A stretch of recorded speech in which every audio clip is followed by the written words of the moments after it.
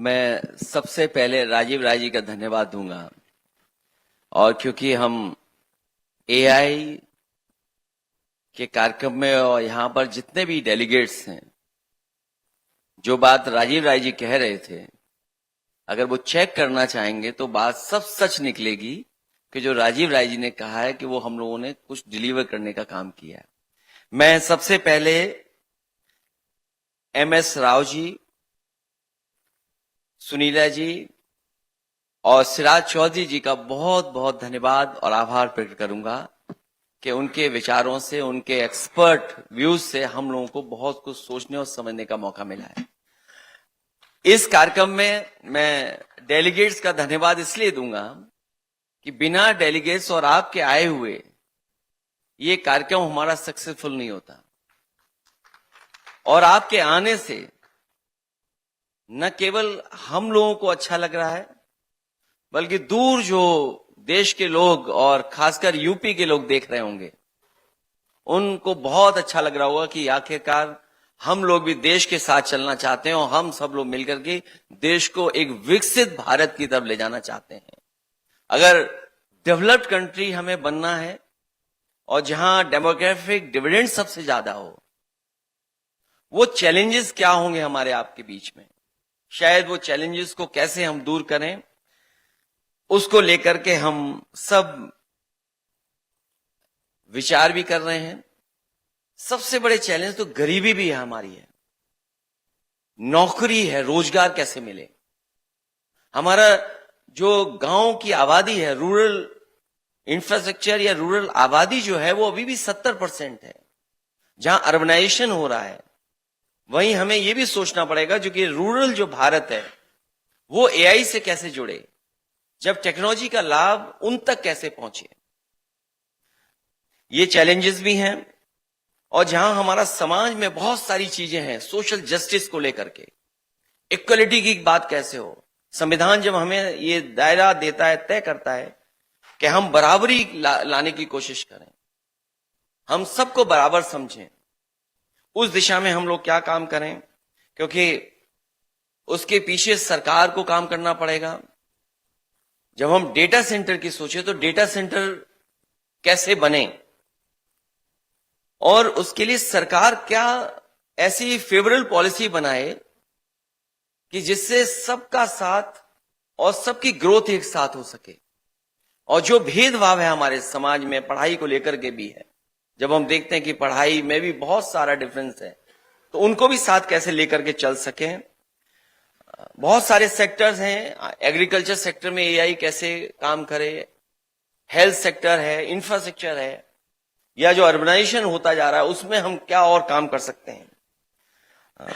इधर बहुत सारा डिजिटल डिवाइड को लेकर के एक समय कोशिश की थी समाजवादी पार्टी ने कि लैपटॉप डिस्ट्रीब्यूशन किया, बड़े पैमाने पे किया। आईटी सेक्टर में और क्या काम कर सकते हैं, एससीएल जैसे बड़े ग्रुप, उन लोगों को लेकर के आए लखनऊ में, इंफ्रास्ट्रक्चर दिया, पॉलिसी के तहत हम लोगों ने जोड़ा। तो डिजिटल डिवाइड और डिजिटल पब्लिक इंफ्रास्ट्रक्चर कैसे क्रिएट करें हम लोग, उस दिशा में भी हम लोगों को काम करना पड़ेगा। एक स्टार्टअप का इकोसिस्टम कैसे क्रिएट करें, तो ये तमाम चीजें जो लेकर के हम लोग बैठे हैं। पहला भी हम लोगों ने विजन इंडिया, नियो इंडिया का कार्यक्रम किया था। हमें उम्मीद है कि इससे भी आपके बहुत सारे विचार, बहुत सारे सुझाव, सजेशन जो मिलेंगे, एक्सपर्ट्स ने जो सुझाव दिए हैं, उन सबको शामिल करके आगे आने वाले समय में हम लोगों की कोशिश होगी कि उस दिशा में हम लोग काम करें। मैं एक बार फिर MS राव जी का, सिराज चौधरी जी का, सुनील जी का बहुत बहुत धन्यवाद और आभार प्रकट करूंगा, क्योंकि बिना आपके इतना अच्छा कार्यक्रम, बिना आपके इतने अच्छे एक्सपर्ट, चीजें शायद हम लोगों तक नहीं पहुंचती। और डेलीगेट्स जिन्होंने कोशिश करके यहाँ पर आकर के इस कार्यक्रम को बहुत सफल बनाया है, मैं आप सबका बहुत बहुत धन्यवाद देता हूँ। बहुत बहुत धन्यवाद सर, आपके ब्लेसिंग्स के लिए, आपके वर्ड्स के लिए, जो डायरेक्शन, जो विजन आपने रखा, उसके लिए मैं बहुत धन्यवाद देता हूं आपको। एंड विद योर परमिशन हम लोग सेशन की शुरुआत कर सकते हैं सुपर सेशन के लिए। तो I would request former chief secretary Alok Ranjan ji to also please come and join us on the stage so that we can have a super session. Most welcome sir.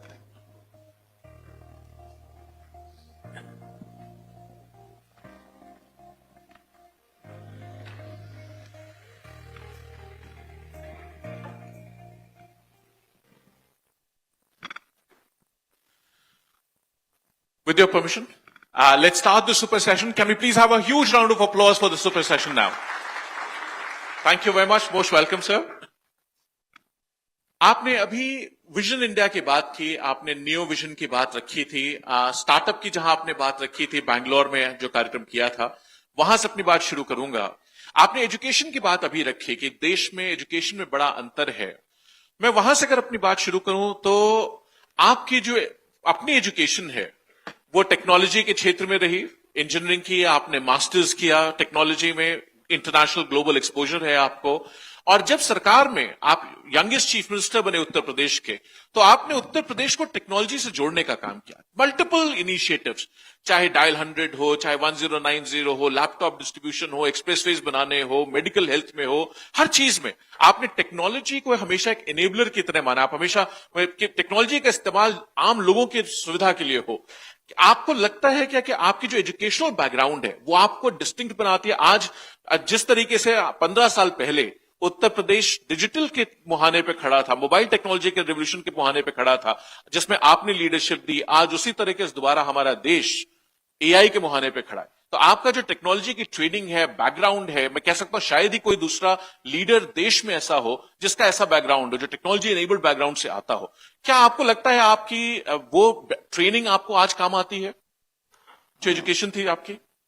मैं सबसे पहले तो हैदराबाद के लोगों का धन्यवाद दूंगा मैं, और ये मैं धन्यवाद इसलिए देना चाहता हूं क्योंकि जब हम 108 की बात करें, जो एम्बुलेंस सर्विसेज शुरू हुई हैं, यहां जितने लोग बैठे हैं जिनको जानकारी होगी, सबसे पहले हैदराबाद में ही 108 एम्बुलेंस सर्विस शुरू हुई थी, और उसके प्रोफेसर वेंकट जो थे उन्होंने शुरुआत की थी। वो शुरू से उस योजना के साथ जुड़े रहे। जब यूपी में हम लोगों को शुरू करना था, मुझे खुशी इस बात की कि प्रोफेसर वेंकट को हमने साथ लिया, और उसका परिणाम ये हुआ कि यूपी जितना बड़ा स्टेट है, क्योंकि बड़ी आबादी का स्टेट है, गांव बहुत हैं, अर्बन एरिया बहुत है, सबसे अच्छा 108 का एम्बुलेंस सर्विस 102 सेंट्रल गवर्नमेंट की पॉलिसी के तहत यूपी ने अपना सबसे बेहतर इंफ्रास्ट्रक्चर क्रिएट किया।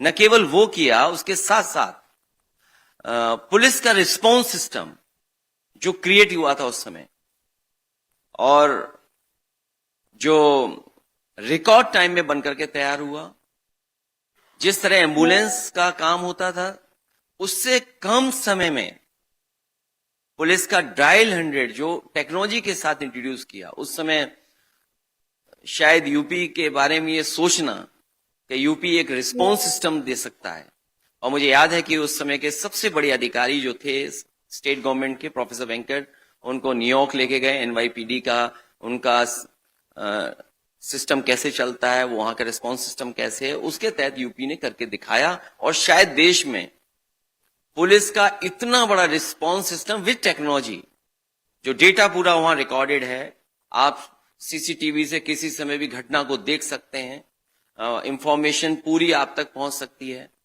वो अगर इनेबल किसी ने किया तो समाजवादी सरकार में बाकी लैपटॉप डिस्ट्रीब्यूशन जितना भी इंफ्रास्ट्रक्चर बना सकते थे उस समय किया। भविष्य में क्योंकि एआई एक चैलेंज है, जिसका यूज हो, एआई का मिसयूज ना हो, वो भी हम लोगों को इंफ्रास्ट्रक्चर ऐसा बनाना पड़ेगा कि एआई का यूज बेहतर हो, एआई का मिसयूज ना होने पाए।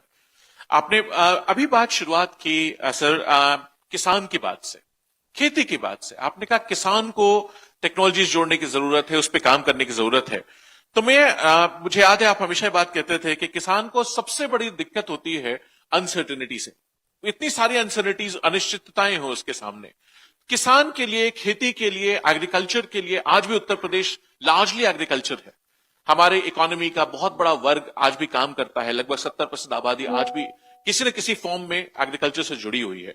उसके लिए आपको क्या लगता है कि किस तरीके से हम उसको भाग्य बदल सकते हैं टेक्नोलॉजी का, एआई का इस्तेमाल करके?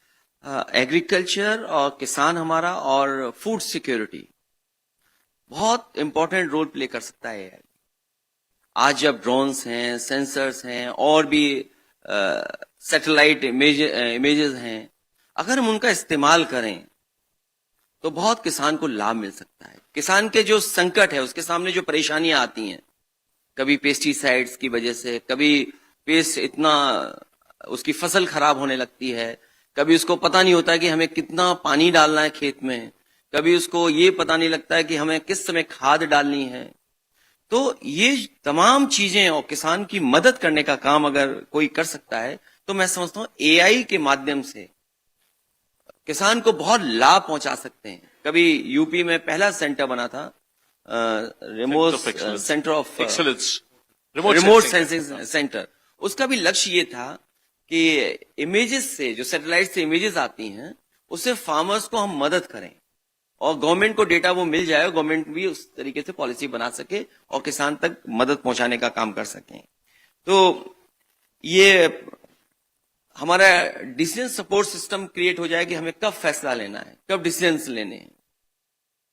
इसमें बहुत इंपॉर्टेंट रोल प्ले कर सकता है AI। मुझे याद है आपने एक निर्णय लिया था एज चीफ मिनिस्टर, जिसमें आपने कहा था कि सॉइल टेस्टिंग पूरे उत्तर प्रदेश में जहां जो चाहेगा, जैसे चाहेगा, उसको सरकार के माध्यम से करा सकता है। उसके लिए आपने फंड भी जारी किया था।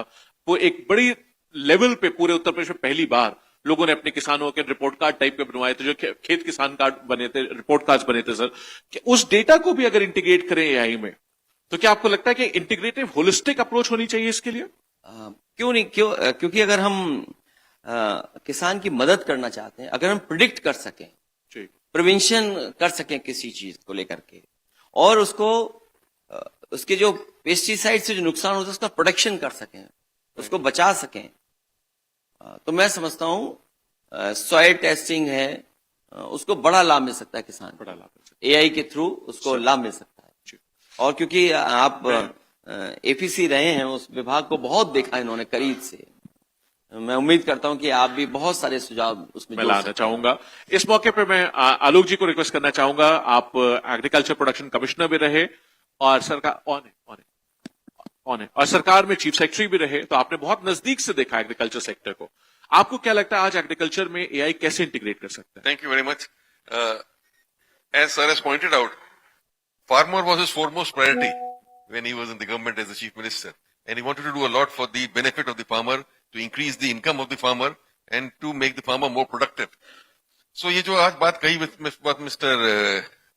Abhishek Mishra is saying about soil health, we started this mobile soil health labs, and our mobile health labs were moving all over the villages in Uttar Pradesh, helping the farmers, whoever wanted to get the soil tested, and give them a soil report card.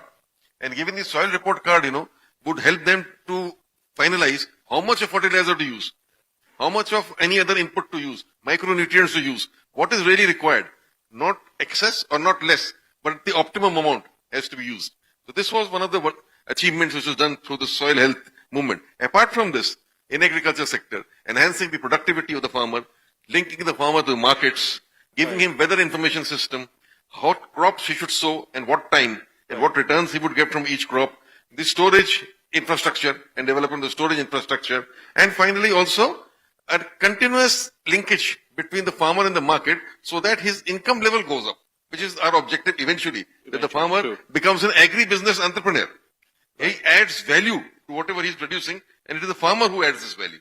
So that is what sir ambition was and sir wanted to do. Yeah. हाँ, दूसरा क्योंकि अगर climate change का और कभी कभी बारिश इतनी हो जाती है या पानी नहीं मिलता है क्रॉप्स को, या ओले पड़ नुकसान जाते हैं, सबसे बड़ा होता है। ओले पड़ जाते हैं, हाँ, ओले पड़ जाती जाते है। हैं। तो अगर प्रिडिक्ट कर सकें हम लोग और किसान को पहले से अलर्ट कर दें, तो शायद उससे बहुत बड़ा नुकसान किसान का बचाया जा सकता है, और शायद उसमें AI बहुत इंपॉर्टेंट रोल प्ले कर सकता है। बिल्कुल। अभी जो वेयरहाउसिंग पॉलिसी आप एक नई लेकर के आए थे, लिंकेजेस पे आपने काम किया था, मंडियों पे आपने काम किया था। फार्मर्स के लिए मंडियां बहुत महत्वपूर्ण वो हैं, तो मार्केट लिंकेज जो है किसान की मंडी तक लेकर के, आज जो इनएफिशिएंसीज वहां हैं, आपको क्या लगता है उसमें किस तरीके से अगर हम AI इंट्रोड्यूस कर दें तो वो किसान का फसल का वाजिब दाम मिल जाएगा? जो अभी farmer chief secretary Alok Ranjan जी ने भी कहा कि उसकी जो लिंकेजेस है उसको एग्री एंटरप्रेन्योर बनाने की कोशिश करी जाए अगर, तो वो कैसे की जा सकती है? उसमें मंडियों का क्या रोल देखते हैं आप? मंडी वो जगह है जहां पर फार्मर को दूसरे से अपने वैल्यू लेने का मौका मिल सकता है, और मंडीज को अपग्रेड करना चाहिए, क्योंकि अदरवाइज क्या, किसान अपनी तैयार कर लिया फसल, मंडी आ रहा है, मंडी में कोई लेने वाला नहीं है, तो वो इंतजार कई बार उसको बहुत घंटों करना पड़ता है, उसका इंतजार बहुत ज्यादा हो जाता है। मान लीजिए वो गांव से आया, अपना फसल लेकर के आया और मंडी में कोई खरीदने वाला नहीं मिला, तो उसके बाद वो क्या करेगा? तो एआई एक इंपॉर्टेंट रोल प्ले कर सकता है कि अगर डेटा हो, कौन सा फार्मर ला रहा है, कौन बायर है, कहाँ उसको रेट अच्छा मिल सकता है, अगर डेटा सेंटर हो या इस तरह का टेक्नोलॉजी से उसको सपोर्ट मिल जाए मंडी में, तो शायद किसान का समय बच सकता है। मुझे याद है आप जब चीफ मिनिस्टर थे तो आपने खरीद के मौके पर जब मौसम होता है तो आपने सारे मिनिस्टर्स को अचानक दौरे के लिए भेजा था कि सब लोग जाएं और देखें कि गेहूं की खरीद हो रही है कि नहीं हो रही है।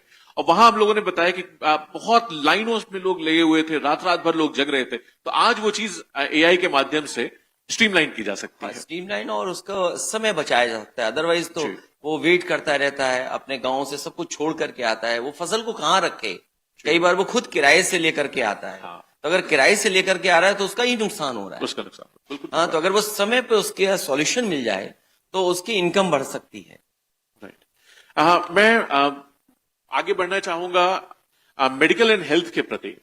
आपने अभी बात कही बीमारियों की प्रिवेंशन की, और उत्तर प्रदेश इतना बड़ा प्रदेश है, उसमें चाहे गोरखपुर में जापानीज एंसेफेलाइटिस का सवाल हो, चाहे मलेरिया का सवाल हो, लखनऊ में डेंगू से प्रभावित बहुत बड़े क्षेत्र थे, उन क्षेत्रों में देवरिया बलिया में, बुंदेलखंड में अलग चीजें थी, कहीं स्कर्वी की बात थी, इन्फेंट मोर्टालिटी, मैटरनल मोर्टालिटी पे आपने बहुत होलिस्टिक काम किया था उस समय, और हर चीज में काम, आप चाहे एमबीबीएस की सीट बढ़ाने की बात हो। आज आपको क्या लगता है कि मेडिकल और हेल्थ के क्षेत्र में सबसे बड़ी जरूरतें क्या हैं और हम उसको किस तरीके से टेक्नोलॉजी जोड़ के सॉल्व कर सकते हैं?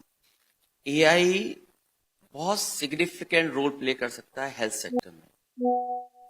कई बार हमारे खासकर रूरल इंडिया में जो लोग हैं, उनको समय पर इलाज नहीं मिलता, समय पर उनकी बीमारी का इलाज नहीं पता लगता है, डायग्नोस नहीं हो पाता है, और फिर कई बार उनका रिसोर्सेज नहीं है उनके पास, और जो बीमारी है उसके इलाज के लिए बहुत खर्चा करना पड़ता है।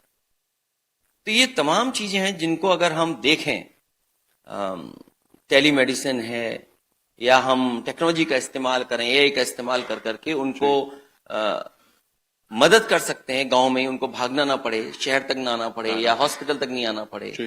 पीएससी में हम ऐसा एआई के माध्यम से टेक्नोलॉजी का यूज कर सकते हैं, अपने हम स्टाफ को अपग्रेड करें कि वो उनको वहीं पर मदद मिल जाए। जैसे एआई के थ्रू डायग्नोस्टिक टूल्स आ गए हैं, मोबाइल टेस्टिंग हो जाए वहां पर। Right sir, right sir. तो इसमें चीफ सेक्रेटरी साहब, आलोक जी, मैं आपसे पूछना चाहूंगा कि आपने जब आप काम कर रहे थे आपके साथ, तो एज चीफ सेक्रेटरी आपसे मुख्यमंत्री जी ने क्या कहा कि भाई हेल्थ में मैं ये चाहता हूं, इसको करिए आप लोग? अब मुझे याद है एम्बुलेंस, ऑलमोस्ट देश का सबसे बड़ा ambulance platform 102, 108, ALS as well, advance life support system वाली एम्बुलेंसेज जो थी वो भी लॉन्च हुई थी सारी। वही जैसे बताया आपने कि दिस एम्बुलेंसेज लॉन्च हुई थी and with life support systems and everything, तो that was done in a big way. और जैसा सर ने खुद ही बताया, it was a big thing for Uttar Pradesh to happen because, as you can understand, UP has a population of 240 million. And it is, reaching each and every village of Uttar Pradesh, an ambulance reaching within 15 minutes was nothing less than a miracle. But we could make it happen. And that was something very important. 108 and 102 could reach each and every village, where earlier on people would never reach the hospital and die in their own homes. Now they could be immediately transported to the nearest hospital and get first class medical care. So sir's vision was this only, कि जो भी गरीब हो, जो भी पछड़ा हो, गांव देहात में भी रह रहा हो, he should be able to access the best possible health care. And that is what the vision was for which this was done. और दूसरा, उस समय अगर आपको याद हो, हेल्थ इंफॉर्मेशन सिस्टम जो लागू किया था, और उसका रिस्पांस ये था कि जो मरीज आ रहा है, जो गांव के लोग आ रहे हैं पीएससी, सीएससी पे, वो डेटा इकट्ठा सरकार को मिल रहा था, वो किस बीमारी के लिए आ रहे हैं, उनको दवाई क्या दी जा रही है। कई बार ये देखने को मिला, वो बीमारी तो ये बता रहे हैं और दवाई हम ये दे रहे हैं, तो कम से कम सरकार को डेटा होने की वजह रेक्टिफाई कर सकते थे कि आखिरकार ये क्यों डिसीजन लिया जा रहा है। और दूसरा, अगर आपको याद होगा कि Bill and Melinda Gate foundation से न्यूट्रिशन मिशन और हौसला। जो एमएमआर और हाँ एक सिस्टम लागू किया कि आशा उनको हम लोगों ने मोबाइल दिया तो डेटा लाइव फीड करते थे, तो सरकार को पता लगता था कि आखिरकार डेटा नीचे क्या गांव-गांव में क्या क्या हो रहा डेटा आ है, रहा है। हो रहा है। तो आईएचएस का जो सिस्टम उस समय integrated health service information system जो आपने लागू किया था, वो शायद पहला एक्सपेरिमेंट था जिसमें बहुत सारा डेटा आया था। एक और मुझे याद है उस समय आपने बहुत जोर दिया था कि 100% इंस्टीट्यूशनल डिलीवरीज होनी चाहिए, जिसके लिए मैटरनल सर्विसेज के लिए आपने अलग से एम्बुलेंस की स्कीम लॉन्च हुई थी। तो वो उन सब चीजों का प्रभाव हमें एडवांस्ड जो आपका लाइफ एक्सपेक्टेंसी थी उस पर देखने को मिला, आईएमआर एमएमआर के रेट्स जो डिक्लाइन हुए उस पर देखने को मिला। आज वो चैलेंजेस आपको कहां दिखते हैं? हाँ, I'll just add one thing only. Another thing what sir just said about nutrition mission. He was the first person as the chief minister who started a nutrition mission because there was a lot of malnourishment and undernutrition in the population out there. And there we did a survey, and first survey we found out about 13 lakh infants and young boys and girls who were undernourished. And then we started a Hosla program for them in which they were given nourishing meals. And then we measured their progress over the next 1 year and seeing how the milestones were reached. And ultimately all of them came out of the undernourishment thing and were, well nourished. So this where AI can play a very major role. We can tracking the malnourishment and undernourishment in the population, giving them the inputs which you want to give, good food, medicines, or anything, and then take them forward. So that is something which is very big. And another thing I want to point out about the inventory control system which Sir launched, medicines ka. Earlier on in district hospitals and government hospitals, medicines would not be available on time, or the right kind of medicines would not be available, or medicines after expiry date would be available. Now that was entirely computerized in its time. And right from, when the stock out, just like in a corporate sector, in any hospital, when any particular medicine stock out would be reaching, immediately orders would be placed and supply would rush to the hospital. So there was no question of any shortage of any medicines in any hospital at any point of time, all managed through the inventory control management system through the computerization model. Yes. तो already computerise हो गया था, अब उसको AI से जोड़ने का काम करना है। अब उसको एआई से जोड़ने से काम करना है कि वो प्रोसेस ऑटोमेटिक हो जाए। आपने एक चीज अभी आशा बहुओं वाली बात की, वो एक ऐसा तरीका है जिससे कि अगर हम गांव-गांव तक मोबाइल डिवाइसेस पहुंचा दें और लोगों को जोड़ दें तो बड़ी से बड़ी बीमारियां भी, जैसे आप हमेशा कहते हैं कि इसमें कैंसर का इंसिडेंस बहुत बढ़ रहा है। आपने डेटा ट्रैकिंग की थी सरकार में एज चीफ मिनिस्टर, मुझे याद है उस समय भी सैकड़ों करोड़ रुपए कैंसर के इलाज के लिए आपने दिए थे। उस ऐसी गंभीर बीमारियां जो हैं उनके लिए हम एआई का सिस्टम कैसे इस्तेमाल कर सकते हैं, आपको क्या लगता है? जैसा आपने बताया कि दवा को पहुंचाना और किस बीमारी के क्या क्या हो रहा है, वो एक डेटा जब मिलता है तो हमें सरकार को सोचने का मौका मिलता है। इसी तरह जब चीफ मिनिस्टर ऑफिस से हम जिन गरीबों की मदद करते थे तो डिफरेंट बीमारी में मदद होती थी, और उस डेटा से हम लोगों को ये पता लगा कि आखिरकार यूपी में कैंसर किस इलाके में ज्यादा हो रहा है, हार्ट के इश्यूज किस इलाके में ज्यादा हो रहा है, किडनी के इश्यूज इस इलाके में जा रहा है। जब उसके बैकग्राउंड में हम जाते हैं और देखते हैं कि जिस इलाके में कैंसर ज्यादा हो रहा है वो आखिरकार क्यों हो रहा है, तो वो कुछ जगह तो ये पता लग रहा था कि पानी का जो हमारा सोर्स है या पानी कुछ इस तरह का है जिसकी वजह से बहुत सारे इश्यूज उसी तरह के आ रहे हैं केवल। तो अगर एआई है और डेटा हमें मिल रहा है आशा बहनों से, गांवों से अगर मिल रहा है, तो सरकार बड़ा काम कर सकती है, लोगों की बड़ी मदद हो सकती है हेल्थ सेक्टर में। स्पीड ऑफ डिसीजंस जल्दी हो जाएगी, it will be much faster decisions making through that. एक आपने प्रिडिक्टिव एनालिसिस की जो बात कही है अभी, आप हमेशा कहते हैं कि रोकथाम ही सबसे बड़ा, prevention is the best cure, कि रोकथाम ही सबसे तरीका है। उसमें एआई का बहुत बड़ा रोल हो सकता है सिम्टम्स को अर्ली डिटेक्ट करने के लिए, जैसे स्किन कैंसर्स हैं, बाकी चीजों के लिए भी। तो उसके लिए एक सिस्टमैटिक तरीका अपनाना चाहिए, आपको लगता है कोई वर्सेटाइल टूल ऐसा इंटीग्रेटिव बनना चाहिए सर? क्योंकि इसलिए बनना चाहिए, अदरवाइज तो हमारा बहुत नुकसान होता है। समय पे इलाज ना मिल पाना, जानकारी ना होना, इलाज कहाँ कराने जाएंगे। तो मैं समझता हूँ अगर प्रिडिक्टिव हो तो सरकार डिसीजन ले सकती है, जो सरकार के रिसोर्सेज का लॉस है वो बचाया जा सकता है। So, Alok ji, I would like to ask you from that perspective, being a former bureaucrat, you understand what are the bureaucratic processes that can be ingrained in every step of the process, for example, health or predictive analytics, which you would institute as a policy level, as a chief secretary for the state, for example, and that any scheme which gets implemented will follow these guardrails. Can you just mention any three of them? Actually, first thing came out in the morning discussion itself, where MSR pointed out that what is the problem itself. Right. Problem So as a definition. bureaucrat or as a policy maker, first of all, whether any sector you take up healthcare or anything, you have to understand what are the problem or what are the problems Right. which you want to resolve. And when you understand that, then you can develop the processes, the regulatory framework, and the technology accordingly to focus on solution to those problems. And then you measure. The next thing is measurement, what Siraj pointed Tracking. out in the morning Tracking, discussion. yeah. You measure and see how we are improving on those parameters. Right. I think that is what, as a bureaucrat or as a policymaker, I would You would say institute. one has to be concerned about when you want to implement AI in governance. Right. Okay मैं बढ़ना चाहूंगा sir आगे। अभी थोड़ा सा शहर की तरफ आते हैं। अर्बन प्लानिंग में आपने बहुत काम किया। उस जमाने में आप हमेशा कहते थे कि शहर सिर्फ इमारतों से नहीं बल्कि नई सोच से बनते हैं। वो उस नई सोच में आपने, चाहे लखनऊ की हम बात करें तो नया चक Gajeria city banana, IT city लाना, नया मेट्रो सिस्टम बनाना, ओल्ड लखनऊ को सजाना संवारना, पुरानी विरासत को संवारना, उसके साथ ही साथ नए क्रिकेट स्टेडियम्स बनाना, नई बिल्डिंग्स बनाना, पुलिस के लिए नई सचिवालय बनाना, चीफ मिनिस्टर ऑफिस एक नया बना। इन सारी चीजों पे इंटीग्रेटिव आपने काम किया। पुराने लखनऊ पे जो काम हुआ घंटा घर को बचाने के लिए, बाकी जो शायद ही कभी ऐसा हुआ हो, यूनिवर्सिटी को सजाने का आपने काम किया। ये इसकी सोच जो है आपकी, आपको क्या लगता है शहर कितने महत्वपूर्ण है आज की तारीख में यंग पॉपुलेशन के लिए, कि यूथ हमेशा शहर के प्रति अट्रैक्ट होता है? क्योंकि हमारे शहर बहुत बड़े होते जा रहे हैं, और खासकर अगर हम यूपी देखेंगे, यूपी का हर शहर बहुत बड़ा होता चला जा रहा है।